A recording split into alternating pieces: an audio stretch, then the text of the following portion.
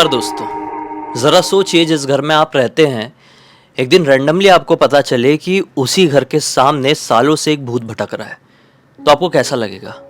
हैरान हो जाएंगे ना, बहुत ज़्यादा शॉक में चले जाएंगे कि इतने सालों से मैं कौन सी दुनिया में खोया हुआ था कि मुझे मेरे घर के सामने ही भटकते हुए भूत के बारे में नहीं पता था।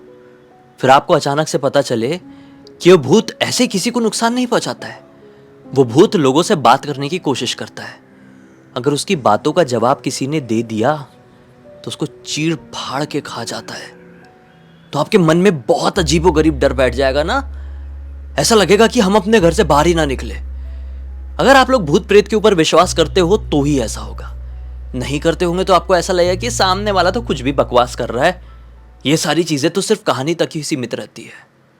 लेकिन आज की ये कहानी सुन के आपको डर लगे या ना लगे, लेकिन एक चीज जरूर समझ में आ जाएगी कि हर आवाज जवाब देने के लिए नहीं होती है। ये जो घटना है, यह आदित्य नाम के लड़के के साथ घटी थी, जो कि रामपुर में रहता था। उत्तर प्रदेश में एक बहुत ही प्रसिद्ध शहर है, बड़ा शहर रामपुर। रामपुर के थोड़े से आउटर से इलाके में आदित्य का घर था। इनका घर भी थोड़ा अलग टाइप से बना हुआ था। एक छोटी सी पहाड़ी है, उस पहाड़ी के ऊपरी हिस्से में इनका घर, जहां पर ये लोग सब लोग रहते थे, आदित्य, मम्मी, पापा, दादी लोग। उनके घर के नीचे की तरफ, मतलब पहाड़ी के बीच वाले हिस्से में, एक गौशाला बनी हुई थी जो इनकी ही थी। और फिर उसके नीचे की तरफ एक पक्की वाली सड़क थी। तो अब अगर किसी को आदित्य के घर पे जाना होगा तो कैसे जाएगा? पक्की वाली सड़क से एक रास्ता पकड़ के वो गौशाला में आएगा, फिर एक रास्ता थोड़ा घूमेगा और वो गौशाला से और ऊपर जाएगा और कोई भी इनके घर तक पहुंच पाएगा। इस तरह का घर बना हुआ था।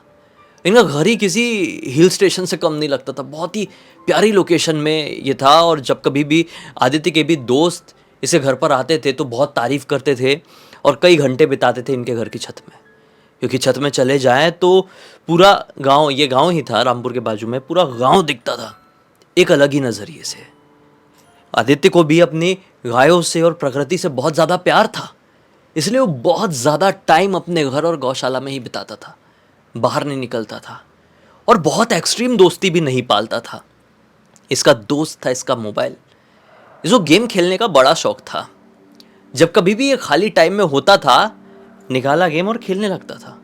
किसी स्टेज में फंस जाए तो इसको पसंद नहीं, फिर पूरी रात काट देगा, लेकिन उस स्टेज को ये क्रॉस करके ही रहेगा। आदित्य अपनी दादी से भी बहुत प्यार करता था। दादी कई रात अक्सर इसको अपने साथ बैठाती थी और अलग अलग तरह की कहानियां सुनाती थी। भूत की कह लो, भगवान की कह लो, अलग अलग तरह की मॉरल स्टोरीज कह लो, इसको भी बहुत अच्छा लगता था। लेकिन कुछ टाइम से दादी जी की उम्र की वजह से थोड़ी ऐसी तबीयत रहती थी कि वो जल्दी सो जाया करती थी। अब दादी जी तो जल्दी सो जा रही है, लेकिन आज की जनरेशन का तो ये सीन है और मेरा भी है, इसलिए मैं समझ सकता हूँ।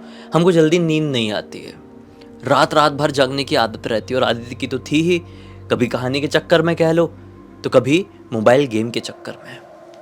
तो दादी जी जल्दी सो जाया करती थी ना, तो ये भी अपने घर वालों के साथ थोड़ा बहुत टाइम स्पेंड किया और फिर अपने छत में चले जाता था और गेम खेलने लगता था। हेडफोन लगा के, अच्छी हवा चलती रहती थी, अपने गेम में मशगूल रहता था। जब हो गया एक पर्टिकुलर स्टेज क्रॉस कर लिया, फिर मोबाइल रखता था, सोने के लिए चले जाता था। ऐसे ही एक रात की बात है, शनिवार की रात थी, अगला संडे का दिन था। पेशे से ये एक स्टूडेंट है, इसलिए सैटरडे संडे देखता है। तो इसने सोचा कि कल छुट्टी वाला दिन है, बढ़िया, मैं क्या करता हूँ, छत में जाता हूँ और जहाँ पर मैं बहुत दिन से अटक रहा हूँ इस गेम में, उसको पूरा क्रॉस कर डालता हूँ, चाहे आज सुबह के 4-5 क्यों ना बज जाए। कई बार पापा जी देख लेते थे इसके, तो इसको डांटते भी थे कि इतना क्या गेम में खोया हुआ रहता है, थोड़ा लिमिट में खेला कर, हर चीज़ लिमिट में ही ठीक रहती है।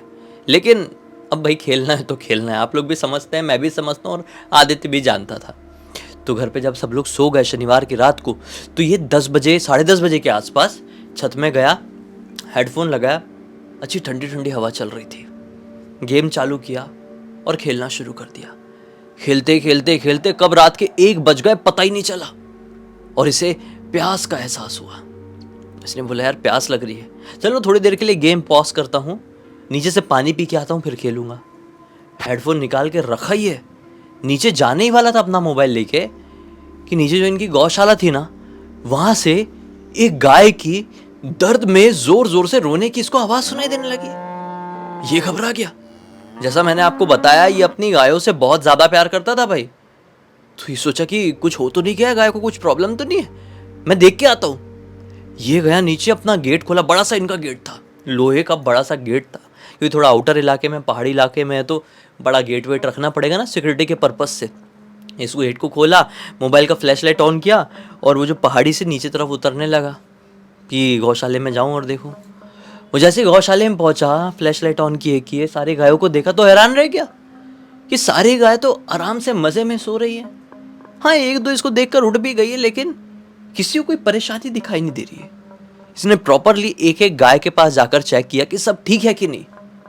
तो हाँ, सब कुछ ठीक था। इसको ऐसा लगा कि नहीं यार, ये मेरा वहम रहा होगा। 3 घंटे से ऊपर हो गए थे, मैं कान में हेडफोन ला के रखा था, गेम में घुसा हुआ था। कई बार वो गेम की म्यूजिक दिमाग में गूंज जाती है, तो जैसे मैंने हेडफोन से निकाला था तो ऐसा गूंजे जैसा कुछ लगा होगा, तो मैंने उसको गाय के रोने की आवाज़ समझ लिया। चलो कोई नहीं, अच्छा था, वहम था ये। अब वापस जाता हूँ अपने घर पे, ऐसा सोच के गौशाला के बाहर ही निकला है कि इसको एक शैडो जाती हुई दिखाई दी ऊपर की तरफ, मतलब इसके घर की तरफ, गौशाला के सामने से। ये सोचा कि अरे ये कौन आ गया, इतनी रात गए, थोड़ा डर गया। फिर अचानक से दिमाग में आया, ओह अच्छा, ये कमल सिंह होगा। कमल सिंह कौन? इनके ही गांव में रहने वाला एक 4.5 फीट का व्यक्ति, जो कि हाइट में कम है लेकिन फाइट में ज्यादा है। इसकी हरकत ऐसी है, ये शादीशुदा है, इसके 2 बच्चे हैं, लेकिन बात बात में ये शराब पी के अपनी पत्नी से लड़ने लगता, अपने बच्चों को पीट देता और रोते रोते आदित्य के पिताजी के पास आता कि मेरी पत्नी के साथ मेरा झगड़ा हो गया, चल के सुलझा दीजिए, उसको समझा दीजिए, घर के अंदर नहीं घुसने दे रही है, या बाहर चली गई है, या खाना नहीं खाने दे रही है, या खाना नहीं खा रही। ऐसे ऐसे शिकायत लेके ये कई बार कमल सिंह आदित्य के पिताजी के पास आता था, क्योंकि कमल सिंह और आदित्य के पिताजी बहुत पुराने दोस्त थे। और वो भी, आदित्य के पिताजी भी कई बार रात में भी, आधी रात में भी उनके घर जाते थे और पति पत्नी के बीच में थोड़ा सुलह करवाते थे। तो इसने सोचा कि ले, फिर से कमल सिंह ने झगड़ लिया लगता अपनी पत्नी से पी पा के, और पापा के पास आ रहा है कि थोड़ा हमारा झगड़ा सुलझा दो। ऐसा सोच के ये सोचा कि मैं भी जाता हूँ, अंकल अंकल कहाँ रुको, मैं भी चल रहा हूँ करके। तो ये भी ऊपर की तरफ चढ़ने लगा। इसने देखा कि एक कॉर्नर में कमल सिंह रुक गया है और इसे घूर घूर कर देख रहा है। इसको ऐसा लगा, ऐसा क्यों देख रहा है? ये बिना कुछ बोले टॉर्च मारते हुए, मोबाइल में फ्लैश लाइट है ना, फ्लैश लाइट मारते हुए कमल सिंह की तरफ बढ़ने लगा। लेकिन इसने ये पाया, ये जैसे जैसे कमल सिंह की तरफ बढ़ रहा है, 4.5 फीट का ये कमल सिंह इसको लंबा होता हुआ दिखाई दे रहा है। एक व्यक्ति जो अपनी जगह पे खड़ा हुआ है, वो लंबा कैसे होता जाएगा? चेहरे से ये 100% वही आदमी था, लेकिन ये लंबा कैसे हो रहा था? ये वहीं पर रुक गया। अब कमल सिंह इसकी तरफ बढ़ने लगा। अंधेरा है इलाके में, पहाड़ी इलाका है ना, छोटी सी पहाड़ी है ये, खाली मोबाइल की फ्लैश लाइट से ही दिख रहा है जो भी दिख रहा है। ठंड का टाइम है तो कोहरा भी छाया हुआ है। जब वो इसके बहुत पास आ गया तो इसने ये पाया कि ये तो बहुत लंबा सा दिख रहा है, मेरे से भी काफी लंबा, और वो कमल सिंह नहीं है, वो कोई और ही है। छोटा था हाइट में पहले, इसलिए कमल सिंह समझ लिया था आदित्य ने, लेकिन जब ये बहुत पास आ गया तो वो कोई और ही था। उसकी आंखें चमक रही थी, डरावना चेहरा था, और यहां से खून टपक रहा था जैसे किसी ने उसका होंठ उखाड़ लिया हो। आदित्य बहुत जोर से डरा और भागा अपने घर की तरफ, बहुत तेजी से, बिना पीछे पलटे भागते रहा। इसको आभास हुआ कि वो मेरे पीछे दौड़ रहा है, वो जो भी था मेरे पीछे दौड़ रहा है। ये बिना पलटे दौड़ दौड़ के अपने घर तक गया, बड़ा वाला गेट खोला, पटक के बंद किया और कुंडी लगाया और छत में चढ़ गया। जैसे छत में चढ़ा, छिप के देखने लगा, पाया कि वो जो कोई भी था वो घर के कंपाउंड तक आ चुका है। कितने में आदित्य का कॉलर पीछे से किसी ने पकड़ा और अंदर खींच लिया। एक अंदर कमरा था, एक टेरेस में इनका छोटा सा कमरा था, इसका कॉलर पकड़ के कोई पीछे खींच लिया। ये पलट कर देखा, कौन है? डर गया एकदम, सांसें रुक गई थी, ऐसा खींचा किसी ने तो, क्योंकि ये नीचे उस विचित्र से भूत को देख रहा है, जो कि ये कमल सिंह नाम का अंकल था ये, लेकिन ये भूत बन गया अचानक से। उसको ऐसा लगा। इसके पापा ने खींचे, पापा ने डायरेक्टली एक सवाल किए, उधर मत देख, बस इतना बता, तूने उससे बात तो नहीं किया? ये बोलता है, बात करने वाला था। कमल सिंह अंकल से बात किया कि नहीं किया, हाँ या ना बता। ये बोलता है नहीं पापा, बात तो नहीं किया। लेकिन आप ऐसा क्यों पूछ रहे हैं? पापा ने भी चैन की गहरी सांस ली है। बोले ठीक है, अब बाहर जो कुछ भी हो रहा है उसे तो पूरी तरीके से इग्नोर कर और नीचे चुपचाप से चल, और बाहर कुछ भी आवाज आए तो उसका जवाब मत देना। हर आवाज जवाब देने के लिए नहीं होती। पापा इसको नीचे लेके गए, अंदर वाले कमरे में, अपने कमरे में लेके गए, जबकि इसका अपना खुद का एक कमरा था, लेकिन इसके पापा आज इसको अपने कमरे में लेके गए। दरवाजा लगाए और फिर बाहर से कुछ आवाज आ रही है, रोने की, बच्चे के रोने की। तो ये बाहर निकल के देखना चाह रहा है कौन बच्चा रो रहा है, लेकिन पापा इसको ये बोल रहे अरे हर आवाज जवाब देने के लिए नहीं होती, तू समझ जा। ये बोलता है पापा क्या हो रहा है, सच सच बताओ। बड़ा हो गया हूं मैं भी, पहली बार ये जिंदगी में देख रहा हूं, एक्सपीरियंस कर रहा हूं। क्या बात है जो छुपा रहे हो, क्या बात है जो इतना घबरा रहे हो? इसके पापा बोलते हैं बात यह है कि आज से काफ़ी साल पहले वो जो अपनी गौशाला है ना, उसके नीचे की तरफ जो रास्ता गया हुआ है, पक्का वाला रास्ता, उसके जस्ट बाजू में एक बच्चे को, एक छोटे से बच्चे को किसी ने ख़त्म कर दिया था प्रॉपर्टी के चक्कर में, उसी के परिवार वाले आदमी ने। और ख़त्म करके, मार कुटाई करके, उसका भरता बना के वहाँ पे गड्ढा खोद के गाड़ दिया था। उसके बाद से वो बच्चा वहाँ पे भटकने लगा। वो बच्चे का भूत, और जो कोई भी रात के समय उस रास्ते से गुजरता वो बच्चा उसको दिखाई देता, लेकिन कुछ नुकसान नहीं पहुंचाता। लेकिन जिस रात को, जिस तारीख को उस लड़के को मार के वहां पे गाड़ा गया था, उसी तारीख की उसी रात को अगर कोई भी व्यक्ति उस रास्ते से निकलता और वो बच्चे को देख लेता तो बच्चा उससे बात करने की कोशिश करता, और अगर वो व्यक्ति उस बच्चे की बातों का जवाब दे देता तो बच्चा उसे चीर फाड़ के खा जाता। अभी 5 साल पहले की ही बात है। गांव का एक और व्यक्ति था, ऊपर अपने घर की तरफ ही आ रहा था किसी काम से, रात के समय। तारीख वही थी, उसकी आत्मा भटक रही थी अपनी गौशाला के आसपास ही। उस आदमी ने उस बच्चे की आत्मा को देखा, उसको लगा कि नॉर्मल बच्चा है, बात करने की कोशिश किया, लेकिन फिर क्या, अगले दिन उस आदमी की सारी जो अतड़ियाँ थी वो बाहर मिली। गांव के सब लोग समझ गए कि वो बच्चा हर रात तो भटकता है, लेकिन जिस रात वो मरा था उस रात को वो बात भी करने की कोशिश करता है, लेकिन उसका जवाब किसी को नहीं देना है। जिसने दे दिया वो मरा। इसके पूरे शरीर में सिरहन सी दौड़ गई। पापा ने बोले कि अब सो जा, अब ज़्यादा सवाल मत कर, और बाहर से जो आवाज़ आती है आने दे। उस पूरी रात बाहर से, इनके घर के बाहर से, कंपाउंड से एक बच्चे के रोने की आवाज़ आती रही। किसी ने रिस्पॉन्स नहीं किया। नींद भी बड़ी कच्ची सी आई उस रात, कैसे आती नींद। फिर सुबह हुई तो इनके घर का कोई दरवाज़ा खटखटा रहा है। दरवाज़ा खोला तो पाया कि गांव का ही एक व्यक्ति आया हुआ है, बड़ा घबराया हुआ है। इसके पापा पीछे से आते, बोलते क्या हो गया, इतना घबराए हुए क्यों हो? तो गांव का व्यक्ति बताता है कि अरे वो चौधरी का लड़का है ना, आप जानते होंगे, 18-19 साल का था, अगले साल दिल्ली में पढ़ाई करने के लिए जाने वाला था। वही लड़का आपकी जो पहाड़ी है उसके नीचे की तरफ से जो पक्का वाला रास्ता गुजर रहा है उसके बिल्कुल किनारे में मिला, अजीब सी हालत में, पागल जैसी बातें कर रहा था।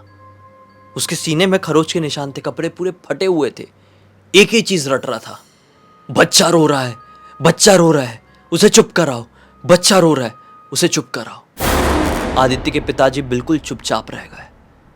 आदित्य का मुंह ध्यान से देखे। आदित्य ने अपने पिताजी का मुंह, पिताजी बड़ी धीमी आवाज में उस आदमी से कहते हैं तो क्या हुआ उस चौधरी के लड़के का, वो ठीक है कि नहीं, अभी इलाज चल रहा है ना उसका? आदमी कहता है कि नहीं, अब ठीक नहीं है, हॉस्पिटल ले जाते तक उसकी रास्ते में ही मृत्यु हो गई। ये बात सुन के आदित्य का पूरा शरीर ठंडा पड़ गया, पैर लड़खड़ा गए।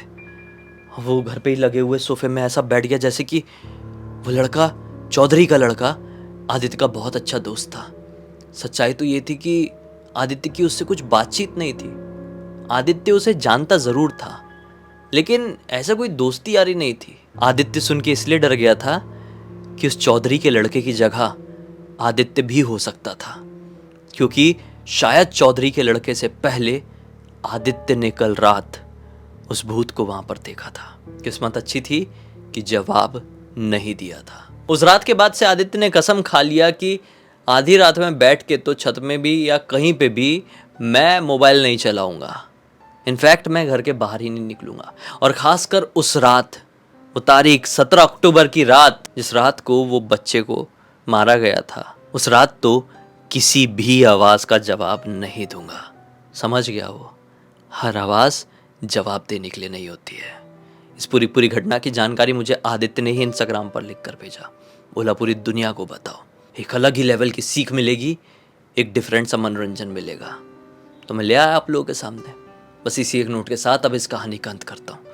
अब तक इस वीडियो को देख लेते हैं तो लाइक ज़रूर कर देना, चैनल को सब्सक्राइब करके बेल आइकन दबा के ऑल के ऑप्शन में क्लिक कर देना, क्योंकि इसी तरह के हैरान कर देने वाले खौफनाक वीडियोस डेली आप लोगों के सामने लेके आते रहते हैं।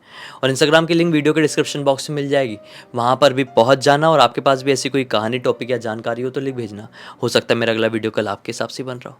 तो चलिए कल फिर से मिलते हैं, तब तक के लिए बहुत बहुत धन्यवाद। आपका दिन शुभ हो।